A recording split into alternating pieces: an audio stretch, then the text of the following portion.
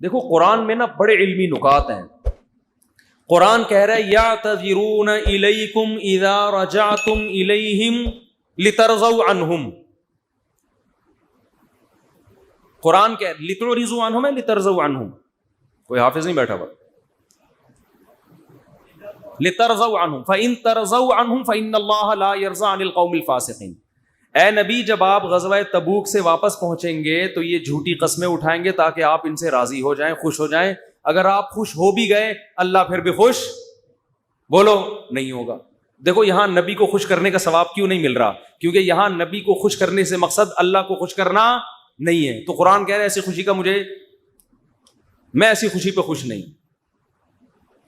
اور کعب ابن مالک, مرارہ ابن ربی اور ہلال ابن امیہ, ان تین صحابی نے سچ بول کے نبی کو ناراض کر دیا.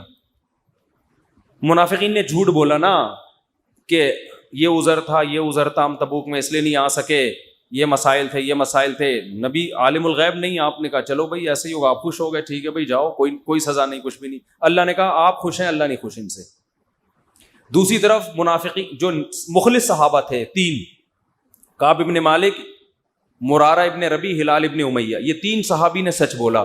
یا رسول اللہ کوئی عذر نہیں تھا, بس ہم سستی کی وجہ سے پیچھے رہے, کوئی عذر نہیں.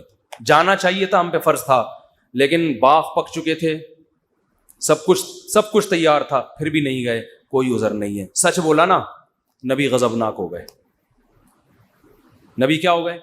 اس لیے نہیں کہ سچ بولا ہے, اس لیے کہ جب کوئی عذر نہیں تھا تو پیچھے رہنے کا کوئی جواز بنتا نہیں. آپ نے فرمایا قم, جاؤ یہاں سے, حتی یقضی اللہ فیکم, اللہ فیصلہ کرے گا تمہارے بارے میں. 40-50 دن بائیکاٹ ہوا, یہاں تک کہ صحابی کہتے ہیں نبی نے سلام تک کا جواب نہیں دیتے تھے. کیا گزری صحابہ پر, مگر قرآن کہہ رہے ہیں میں کیا تھا ان سے, بولو راضی تھا, کیونکہ مجھے خوش کرنے کے لیے انہوں نے سچ بولا. تو پھر اللہ نے پیغمبر کو بھی راضی کر لیا بعد میں, اور اتنا خوش ہو گئے پیغمبر, فرمایا اللہ نے تمہاری تو. اچھا اور سنیں, اسلام کے عقیدے بتا رہا ہوں کتنے واضح ہیں کہ ہم اسلام کو فالو کسی مدرسے کے کسی بندے کی وجہ سے نہیں کرتے. اور یہ بھی بتا دوں, اس ایک بندے کی وجہ سے مدرسوں کو بدنام کرنا کہ مدرسے ایسے ہوتے ہیں, یوں ایسے ہوتے ہیں, یہ بھی وہی زیادتی ہے جس کا میں نے بھی تذکرہ کیا. جب حضرت کعب ابن مالک کی توبہ قبول ہوئی تو ان کو خوشخبری پہنچی, وہ نبی کے پاس آئے. آپ صلی اللہ علیہ وسلم کا چہرہ حدیث میں آتا ہے استنار وجہہ کأن وجہہ قطعۃ قمر, ایسے چمک رہا تھا جیسے 14ویں کا چاند. آپ نے کیا فرمایا, ابشر بخیر یوم مر علیک منذ ولدتک امک, اے کعب اس دن کی خوشخبری قبول کرو کہ جس دن سے تمہاری ماں نے تمہیں جنا ہے, آج تک ایسا خوشی کا دن تمہاری زندگی میں نہیں آیا, اس دن کی مبارکباد ہو تمہیں. حضرت کعب مالک نے کیا کہا, امن کا ام من عند اللہ, یہ خوشخبری آپ کی طرف سے یا اللہ کی طرف سے؟ نہیں آ رہی بات. اس فکر میں لگے ہوئے ہیں کہ اللہ راضی ہے کہ نہیں ہے. دیکھو نبی کے راضی ہونے کا تو یقین ہو گیا نا. یہ نہیں سمجھ میں آئے گا, یہ تو آسان کیس نہیں ہے, بہت مشکل کیس ہے. ارے جب نبی کا چہرہ 14ویں رات کی طرح چمکتا ہوا دیکھ لیا, نبی مبارکباد بھی دے رہے ہیں کہ خوشخبری ہو اور سب معاف, بس اب میں راضی, اب میں خوش, تو کعب ابن مالک کو فکر کیا لگی ہوئی ہے, نہ یا رسول اللہ ذرا کلیئر کریں بات, صاف بتائیں یہ خوشخبری اللہ کی طرف سے ہے یا یعنی اللہ بھی راضی ہوا ہے کہ نہیں ہوا؟ فرمایا لا بل من عند اللہ, نہ میری طرف سے نہیں, کس کی طرف سے؟ اللہ. میں بھی اس لیے خوش ہوں کہ اللہ خوش ہے, اللہ نے معاف کر دیا ہے, اس لیے میں بھی خوش ہوں. پھر کعب ابن مالک خوش ہوئے ہیں. تو بھائی اسلام میں اصل کون ہے؟ اللہ. تبھی علماء کہتے ہیں کسی سے تنہائیوں میں گناہ ہوا ہو بالفرض, اللہ نہ کرے, اور اس نے توبہ کر لی, پھر لوگوں کو پتہ چل گیا, لوگ تانے دے رہے بے تو ویسا تھا, ان تانوں کی پرواہ بولو مت, بولے نہ تمہارا جرم کیا اور نہ ہمیں تم سے معافی مانگنے کی ضرورت, جس سے کیا ہے وہ جانتا ہے. لوگوں کو لفٹ کرایا کرو زیادہ, کیونکہ لوگ اس چیز کو مسلط کر لیتے ہیں. ہمارے حضرت کے پاس ایک بندے کا فون آیا لندن سے, کہتا ہے یار میں نے گناہ کیا تھا, پکڑا گیا, کہہ رہے اب میں نے توبہ کر لی, رو کے گڑ گڑا کے اتنی معافیاں مانگی کہ اللہ نے بھی دل میں سکون ڈال دیا کہ میں نے تجھے معاف کر دیا کہ لیکن پبلک معاف کرنے کے لیے تیار نہیں ہے. پبلک جب بھی گزر کرے ہے نا وہی, تو پبلک کا دل تو چھوٹا ہوتا ہے نا, پبلک کا دل کیا ہوتا ہے چھوٹا. تو ایسی صورت میں پبلک کو زیادہ لفٹ نہیں کرائے, بولے جاؤ تمہاری ایسی کی تیسی, ہم جانے اللہ جانے تو کون ہوتا ہے بھائی میرے کو. اور قرآن کے الفاظ دیکھو یار, وَمَن يَعْمَلْ سُوءًا أَوْ يَظْلِمْ نَفْسَهُ ثُمَّ يَسْتَغْفِرِ اللَّهَ يَجِدِ اللَّهَ غَفُورًا رَحِيمًا. ایسے وجد والی آیتیں ہیں.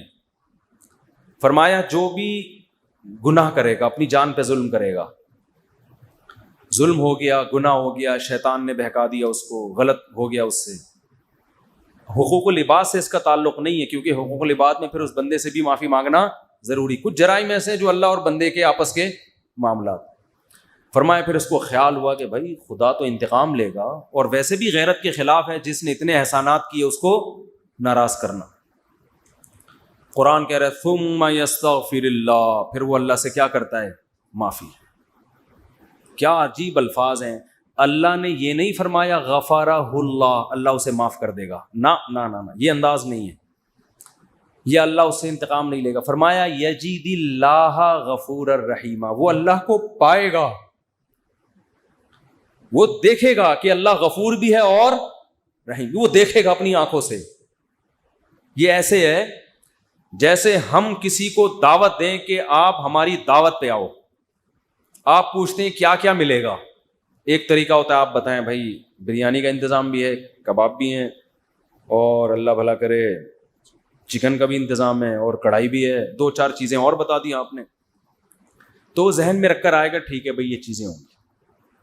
ایک اسٹائل یہ ہوتا ہے وہ کہ بھائی کیا ملے گا, تو آپ اس کو بتائیں جب تم آؤ گے نا تو میری دعوت میں پہنچنے کے بعد تمہیں محسوس ہوگا کہ وسیم بھائی چھوٹے موٹے سیٹ نہیں ہے.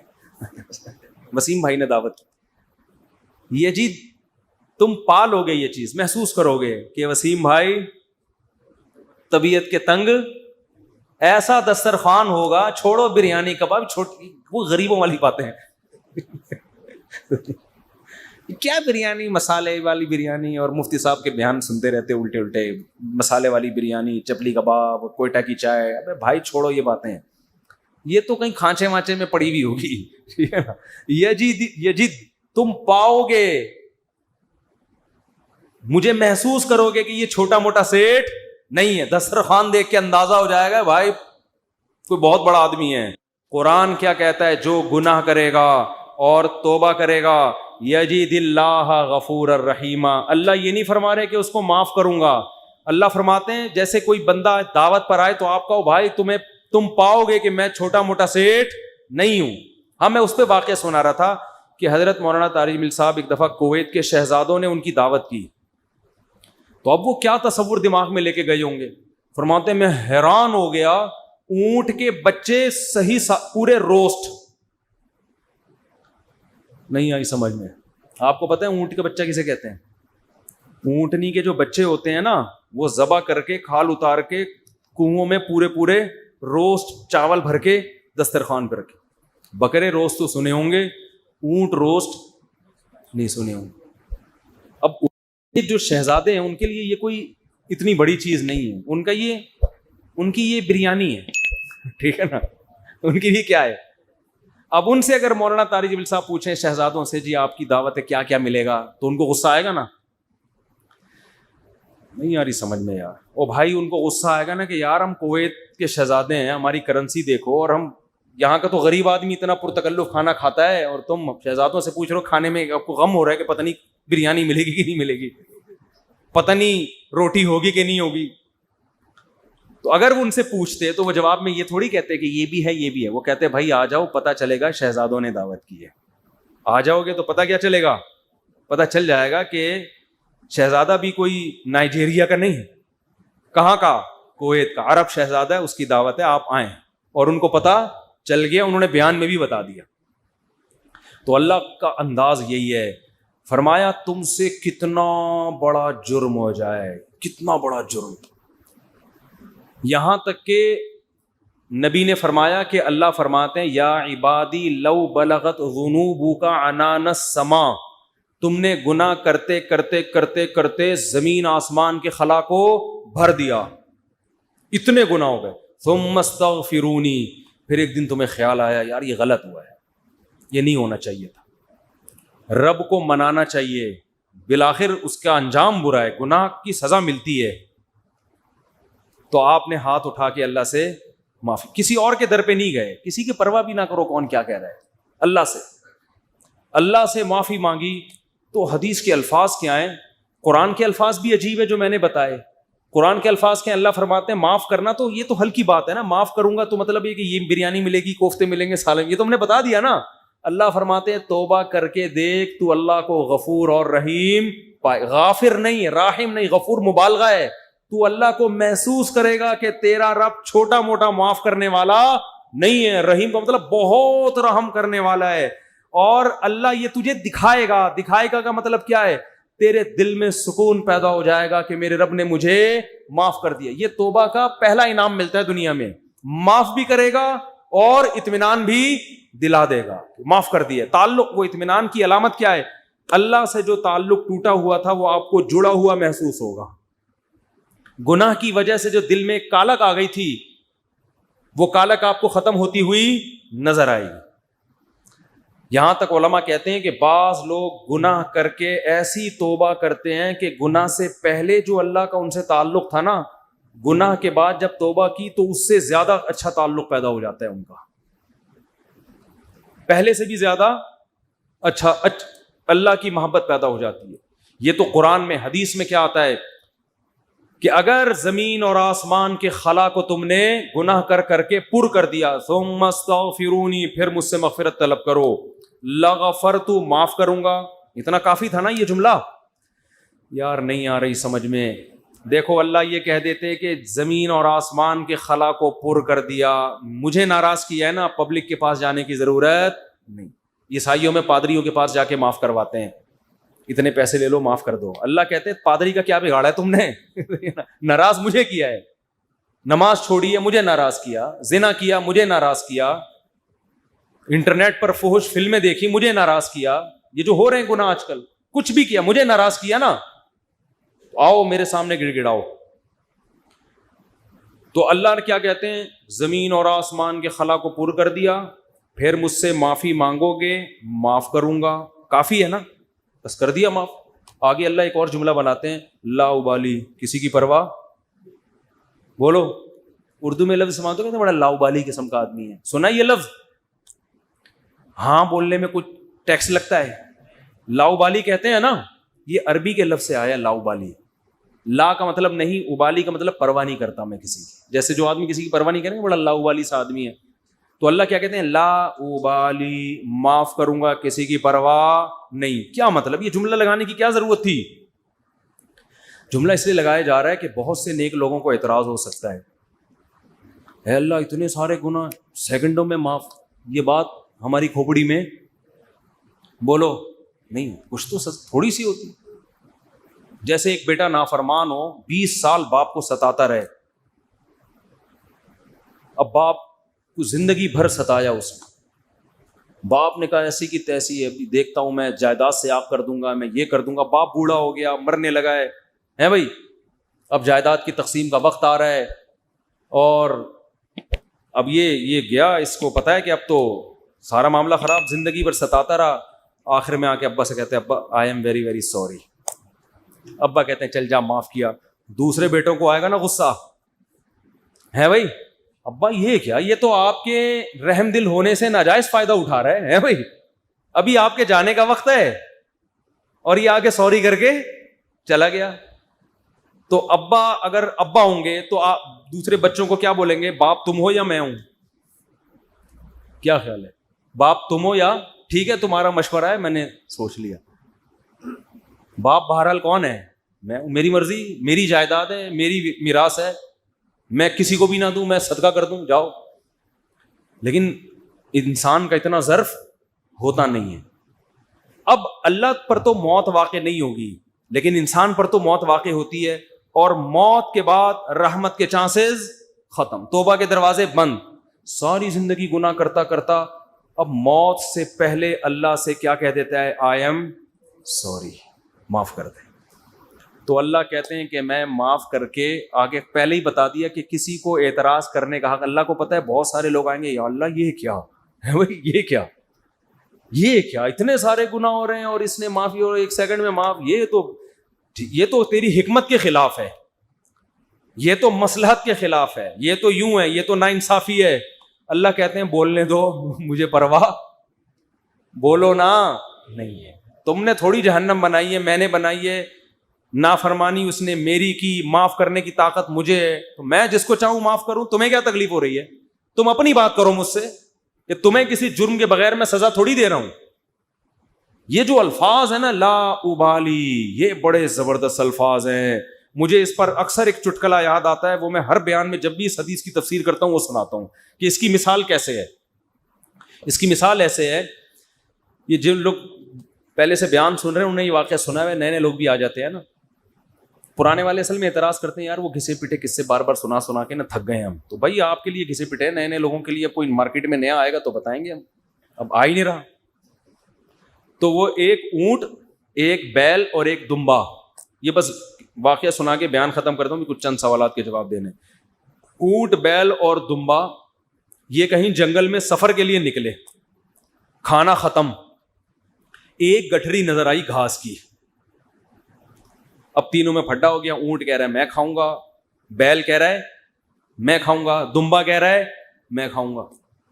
اونٹ نے کہا دیکھو میں تمہارا بزرگ ہوں، ہم تینوں ایک معیار بنا لیتے ہیں، جو اس معیار پہ پورا اترے گا وہ کھانا وہ کھائے گا. یہ پیشکش کس نے کی؟ اونٹ نے. اس نے کہا میں قبیلے کا بڑا ہوں، دیکھو تو اب میں جو سجیشن دوں گا اس پر عمل کرو.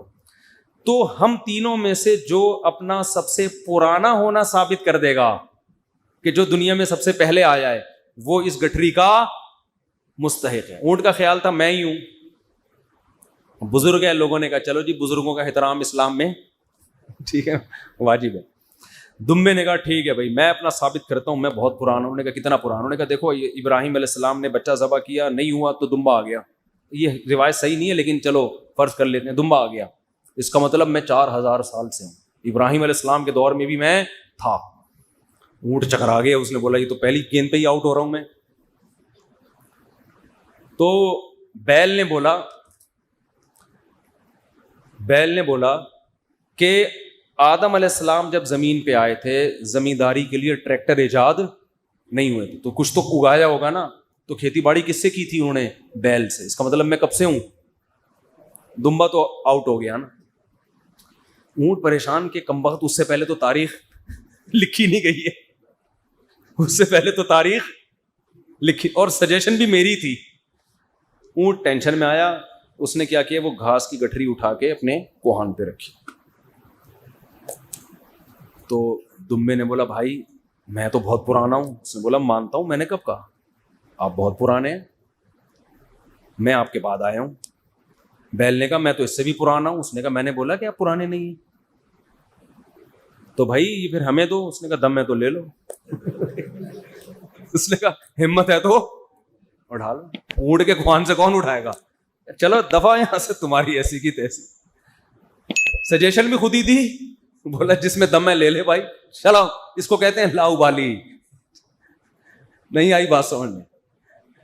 اللہ ایسا نہیں کرتا کہ وہ اپنی تجویز کے خلاف چلے. یہ تو میں نے صرف واقعہ سمجھانے کے لیے کہ بھائی اللہ کے سامنے کون لڑ سکتا ہے، اللہ کے سامنے کون دلائل دے سکتا ہے کہ اللہ وہ اتنے سارے گناہ کیے تو 2 منٹ میں معاف کر رہا ہے.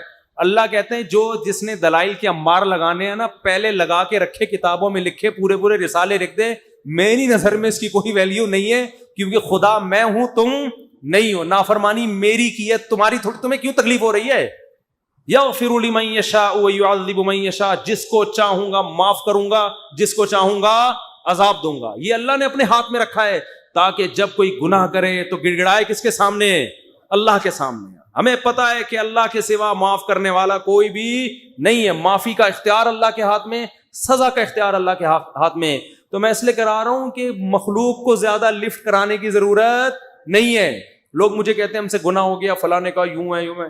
میں کہتا ہوں بھائی تو بولے تو کون ہوتا ہے؟ تو میرا باپ ہے، تو میرا ماموں ہے، تو کیوں پوچھ رہا ہے؟ میں جانوں اللہ جانے، تیرا کیا مسئلہ ہے بھائی؟ اور یہ بات سے بات چل پڑی ہے، شادی کے بعد عورتوں میں یہ بہت بڑا مرض ہے، اپنے پرانے قصے پرانی غلطیاں میاؤں کے سامنے ظاہر کر دیتی ہیں ان کو اعتماد میں لینے کے لیے. جتنے اللہ نہ کرے بعض خواتین کے ساتھ ہمیشہ نہیں ہوتا، ستار بھائی وسیم، ستار کو چھوڑو یار نیک آدمی ہے، کوئی بھی چکر ان کے چلے ہوتے ہیں تو وہ اپنے شوہر کو اعتماد میں لینے کے لیے کہ میں آپ سے دیکھیے آج میں آپ سے اپنے دل کی کچھ باتیں شیئر کرنا چاہتی ہوں دل کی کچھ باتیں شیئر کرنا چاہتی ہوں. کیا شیئر کرنا چاہتی ہیں جی؟ دیکھیے اب ہم دونوں ایک دوسرے کے شریک حیات ہیں، میں نہیں چاہتی کچھ آپ سے چھپا رہے، آپ سے پہلے میری ایک جگہ اور بھی شادی ہو چکی ہے، چھپ کے ہوا تھا نکاح، یہ ہو رہا ہے، پھر وہاں بھی ہوئی تھی، یہ بھی ہوا، پھر اس سے چکر چلا، لیکن میں نے توبہ کر لی تھی. اور تم اس کو کیوں بتا رہی ہو؟ تم تو چھوڑو، وہ انسان ہے بھائی، وہ اس کے دل میں بدگمانی ایک بال آ گیا، قیامت تک وہ بال نہیں نکلے گا. چھوڑو تمہارا ماضی کیا گزرا، اس کو بولو بھائی میں بہت نیک گھرانے میں پیدا ہوئی ہوں، بہت نیک ہوں، اسی طرح قبول ہو، ٹھیک ہے. نہیں تو میاں تفتیش کر رہے ہوتے ہیں گھس گھس کے، موبائل میں تفتیش کر رہے ہوتے ہیں گھس گھس کے، تو یہ کس نے اجازت دی آپ کو تفتیش کرنے کی بھائی؟ اسی طرح عورت شوہر سے بھی نہ پوچھے، پرانے وہ بھی مکھنچو بیٹھ کے اپنے پرانے قصے سنا رہا ہوتا ہے، اس کو بھی اعتماد کیا ہو جاتا ہے. جو اللہ نے جس گناہ پہ پردہ ڈالا، آپ خود اگر اس کو ظاہر کر رہے ہو تو آپ سے بڑا بے وقوف دنیا میں کوئی بھی نہیں. ایک عورت نے مجھے بتایا کہ میرے شوہر کو مجھ پہ شک ہوا، اس نے ماضی شادی سے پہلے، دیکھو شادی کے بعد کی بات ہے، شادی سے پہلے کیا ہوتا رہا چھوڑو اس کو، ٹٹولا بالآخر میں نے اگل دیا جی میرا کسی سے غلط تعلق تھا، میں نے توبہ کر لی. کہہ رہے جب بھی پھڈا ہوتا ہے کہتے تم ہو تو وہی نا. میں نے کہا غلطی آپ کی ہے، کیوں بتا رہی ہو بھائی؟ وہ 100 دفعہ بھی پوچھ رہے ہیں آپ کیوں بتا رہے ہو، کیوں بتا رہے ہو آپ اس کو؟ تو ہمارا تعلق کس سے ہونا چاہیے؟ ہم اللہ کے بندے ہیں، جرم اللہ کا تو توبہ بھی کس سے؟ اللہ کی. اور ایک اور بات سے بات نکلتی ہے، بعض خواتین کے ساتھ کوئی ایسا واقعہ ہو چکا ہوتا ہے کہ وہ کنواری نہیں رہتی، بعض دفعہ کوئی مسئلہ ہوتا ہے ان کے ساتھ، یا بعض دفعہ کوئی برائی ہو چکی ہوتی ہے جس سے وہ توبہ کر چکی ہوتی ہیں، وہ شادی کرتے ہوئے ڈر رہی ہوتی ہیں، تو ڈر رہی ہوتی ہیں کہ شوہر کو پتہ چلے گا، وہ کہے گا یہ تو کنواری نہیں ہے. تو وہ جب میں فون اٹھاتا تھا نا اس طرح کے مشورے بھی کہ ہم کیا شوہر کو بتا دیں، تو یہ حماقت نہیں کرنا بھائی. یہ تو کسی بھی طرح سے زائل ہو سکتا ہے، کسی بیماری سے بھی ہو سکتا ہے پردہ زائل، اور بھی 10 بعضوں کے پیدائشی نہیں ہوتا. تو ایسے موقع پہ جھوٹ بولنا بھی جائز ہے. نہیں آ رہی بات؟ عورت کے لیے جائز ہے کہ وہ شوہر سے بولو نا، جھوٹ بول دے، وہ یہ نہ بتائے کہ میں نے بدکاری کی ہے پھر توبہ کر لی ہے، یہ اتنی تفصیل میں جانے کی ضرورت نہیں ہے. وہ بول دے بھائی یہ پیدائشی نہیں ہے، یہ جھوٹ ہے. لیکن کیوں؟ وجہ اس کی ہے کہ اس کمبخت کو یہ تفتیش کی اجازت نہیں ہے کہ وہ پوچھے آپ سے. جو ماضی کے قصے ہیں وہ کیا ہیں؟ وہ ختم، وہ پرانے ہیں. تو جو ٹوہ میں لگتا ہے نا، ٹوہ میں گھستا ہے ایک دوسرے کی ٹوہ میں، اللہ اس کو کیا کرتے ہیں؟ رسوا کرتے ہیں. تو گناہ ہو جائے کس سے تعلق؟ اللہ سے. ہم عیسائی تھوڑی ہیں کہ پادریوں سے جا کے یا پنڈتوں سے جا کے اپنے گناہ شیئر کر رہے ہوں. مجھے بھی لوگ آ کے بتاتے ہیں، میں کہتا ہوں یار مجھے نہیں بتاؤ کیا ہوا ہے، میں بھی انسان. ہاں ایک صورت میں آپ بتائیں، جیسے کوئی مریض ڈاکٹر کو اپنی بیماری بتا رہا ہوتا ہے علاج کے لیے، تو کسی بزرگ سے کسی عالم سے آپ کا تعلق ہے، آپ سمجھتے ہیں کہ اس سے میں مشورہ لے سکتا ہوں، اور مشورہ اس وقت تک نہیں لے سکتا جب تک میں اس کو اپنا پورا مرض بتاؤں نہیں کہ میرے اندر کیا گناہ ہے جو میں چھوڑنا چاہتا ہوں مگر مجھ سے چھوٹتا نہیں. ایسی صورت میں پھر مجبوری ہے بتانے کی تاکہ وہ اس کا کوئی علاج بتائے آپ. تو اس کا خیال کرنا چاہیے. یہ اللہ کا دین کتنا زبردست ہے، اللہ نے ہمیں بتا دیا گناہ سے بچنا کیسے، ہو جائے تو کرنا کیا ہے. تو ہمارا رب ہے غفور الرحیم، جب توبہ کرو گے اللہ کہتے ہیں میں بتا دوں گا کہ میں لوگ معاف نہیں کرتے مگر میں معاف کر دیتا ہوں.